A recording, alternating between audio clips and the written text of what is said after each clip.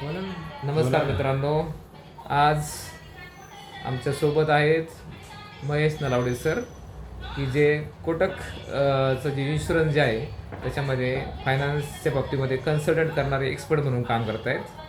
तर सगळ्यांच्याच बाबतीमध्ये पैसा असतो, पैसा येतो आणि जातो, पण पैशाचं नियोजन कसं करायचं हे मात्र लोकांना कळत नाही आहे. त्यामुळं ऐन वेळेस आयुष्यात ज्यावेळेस समस्या निर्माण होतात त्यावेळेस तो पैसा युटिलाइज आपण कसा करायचा किंवा पैसा कसा वाचवला गेला पाहिजे, किंवा पैसा बऱ्याचदा लोकांकडे नसतो, मग शारीरिक समस्या निर्माण होतात, आजार आलेले असतात, किंवा मुलांची ॲडमिशन्स असतात, किंवा काही फी असतात, किंवा इमर्जन्सी अनेक समस्या निर्माण होतात. अशा वेळेस लोक संकटात जातात. तर ह्या संकटातून बाहेर येण्यासाठी असा काहीतरी मार्ग असला गेला पाहिजे. म्हणून आत्ता हल्ली समाजामध्ये फायनान्शियल कन्सल्टंट हे नावाचे एक्सपर्ट्स आपल्याला दिसतात. तर आपल्यासोबत महेश नलावडे सर आहेत. ते ह्या क्षेत्रामध्ये एक्सपर्ट आहेत. कोटकसोबत ते काम करत आहेत. त्यांचा अनुभव ह्या क्षेत्रामधला खूप छान आहे. तर सर आपल्याला की नियोजन कसं करायचं, आर्थिक नियोजन कसं करायचं या बाबतीमध्ये मार्गदर्शन करत आहेत. सर नमस्कार, मी महेश नलावडे. कोटक लाईफ बरोबर मी गेले 1-2.5 वर्षापासून कार्यरत आहोत. आम्ही काय करतो बेसिकली, जे लोक म्हणजे फायनान्शियल कन्सल्टन्सी जसं सरांनी सांगितलं त्याप्रमाणे त्याची गरज आहे त्याची, तर ते पहिल्यापासूनच होती. म्हणजे कसं म्हणता येईल आपल्याला, की आपले जे आईवडील होते तर ते आपल्याला नेहमी सांगायचे की तुम्ही जी नोकरी करत आहात तर त्यातनं तुमचे थोडे तरी पैसे वाचले पाहिजेत.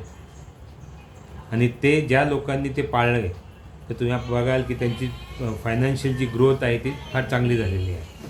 आणि ज्या लोकांनी जे पगार समजा एक आपण विचार करू, एक 20-25 वर्ष 40 वर्षापूर्वी जो पगार समजा एक 2,000, 2,500, 3,000 जो पगार असायचा किंवा त्याच्यापेक्षा कमी असायचा, तर अशा लोकांनी ज्यांनी पैशाची आपण म्हणू साठवण म्हणा किंवा ज्यांनी पैसे वाचवलेले आहेत ते लोक आज तुम्ही बघाल की त्यांचे घरदार आहेत किंवा त्यांच्या जमिनी म्हणा, की त्यांनी ते पैशाचा वापर चांगला करून मग त्यांनी म्हणजे पैसा वाचवल्यामुळे त्याचा बेनिफिट झालेला आहे. बरोबर. आता कसं झालेलं आहे की बरेचसे सॅलरीज म्हणा किंवा तो जसं खर्च वाढतो आहे त्याप्रमाणे सॅलरीज पण लोकांच्या वाढत आहेत. पण सॅलरी कायम काय करते माणसाला, ती त्या गाडगं जे असतं त्याप्रमाणे ते काम करते. म्हणजे तुमची सॅलरी वाढली की महागाई त्या प्रमाणात वाढलेली आहे. करेक्ट. तर तुमचे पैसे कधीच वाचत नाहीत किंवा म्हणजे आपण पैसे साठवू शकत नाही. पैसे साठवण्याला बेसिकली कसं असतं की तो नियम आपल्याला पाळावा लागतो. की तुम्ही समजा एक 100 रुपये जर कमवत असाल तर तुम्ही त्याच्यातले कमीत कमी 20 रुपये त्याचं सेव्हिंग केलं गेलं पाहिजे. तुम्ही तुमच्या मनाने म्हणजे तुम्ही बँकेत ठेवा किंवा कुठं आपण जे म्हणून ज्या वेगळ्या प्रकारचे तुम्हाला ज्या पद्धती म्हणजे कोणी सोनं घेतं किंवा जमीन जमल्यासाठी पैसे गुंतवतं किंवा तुम्ही समजा असं म्हणतं की शेअर मार्केट म्हणा, जे काय ज्या कुठल्या गोष्टी तुमचे जे माध्यम आहेत त्यात तुम्ही पैसे 20%च्या हिशोबात ठेवले गेले पाहिजे. पण ते ठेवले जातात का, तर नक्की नाही. कारण तुम्ही जर पर्सेंटेज बघितलं 100 लोकांमध्ये तर कमीत कमी म्हणजे आपण असं म्हणून जास्तीत जास्त 5 ते 10% लोक तो प्लॅन किंवा ती पद्धत पैसे वाचवून त्यांनी बरेचपैकी पैसे वाढवलेले दिसतात. बरोबर.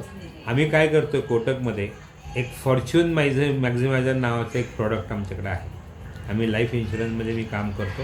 आता तुम्ही म्हणाल की तुम्ही इन्शुरन्सवरती आलात, तर इन्शुरन्स ॲक्च्युली काय आहे की लोकांच्या डोक्यामध्ये काही गैरसमज आहेत इन्शुरन्सबद्दल, जे आपण आधीपासून ऐकलेलं आहे की बाबा मी जगात नसल्यानंतर मग माझ्या घरच्यांना पैसे मिळतील असे. तर तो जो कन्सेप्ट आहे तो निघून गेलेला आहे. तो आता बरेच म्हणजे आता असं म्हणून गेले 20-25 वर्षापूर्वी जे तसं होत होतं, आता ते सगळं बदललेलं आहे. एक जर आपण म्हणू पैसा वाढवण्याचे जर कुठलं जर प्लॅटफॉर्म म्हणा किंवा कुठलं माध्यम जर आता झालेलं आहे ते तर तुमचं तर हे इन्शुरन्स एक फार चांगलं त्याही मागचे बेसिक कारणं सांगतो काय होतं. एक एक्झाम्पल आपण घेऊया. तुम्ही 1,00,000 किंवा साधारण 50,000 रुपये समजा तुम्ही कमवले वर्षभरामध्ये, तर तुम्हाला काय वाटतं तुम्ही 50,000 ते वापरू शकता का पूर्णपणे? नाही का? कारण इन्कम टॅक्स आहे. ब्रॅकेट सोडून द्या, पण हे आपल्याला माहिती आहे की इन्कम टॅक्स आपलं त्यातनं जाणार आहे. बरोबर. मी तुम्हाला 50,000 उदाहरण दिलेलं आहे. तर सांगायचं तात्पर्य काय की आता हे जे इन्कम आपण जे पैसे वाचवतो इन्शुरन्समध्ये, तर त्यातून सगळ्यात पहिलं मोठं बेनिफिट काय आहे तर तो तुमचे टॅक्स फ्री इन्कम आहे. मग तुमचा तो 50,000 असू द्या नाही तर 50 लाख असू द्या, दॅट इज टॅक्स फ्री. हे डोक्यात घ्या. तर ते झाली एक महत्त्वाची गोष्ट. तर तुमचे पैसे वाचले. बरोबर. आपण काय म्हणतो मनी सेव्ड इज मनी अर्न्ड. तुम्ही 1,00,000 रुपये समजा महिन्याला कमावले आणि तुम्ही समजा 1,05,000 तुम्ही जर तुमचं एक्सपेन्सेस सगळं होत असेल तर 5,000 रुपये तुम्ही गरीब आहात आणि वर्षभरात तुम्ही 60,000चे म्हणजे यू आर द लायबिलिटी होऊन जाते तुम्ही. Correct correct. तर त्याच्या विरोधात जर तुम्ही 1,00,000 समजा तुम्ही कमवताय आणि समजा 5,000 जरी वाचले तर तुम्ही 60,000 प्रॉफिटमध्ये आहात. तर हे इन्शुरन्स सेक्टर जे अशा प्रकारचं आहे की ते तुम्हाला 2 गोष्टी देतं. एक टॅक्स फ्री इन्कम देतं. दुसरी गोष्ट जी आहे महत्त्वाची ती म्हणजे तुम्हाला प्रोटेक्शन देतं. आता प्रोटेक्शन म्हणजे काय?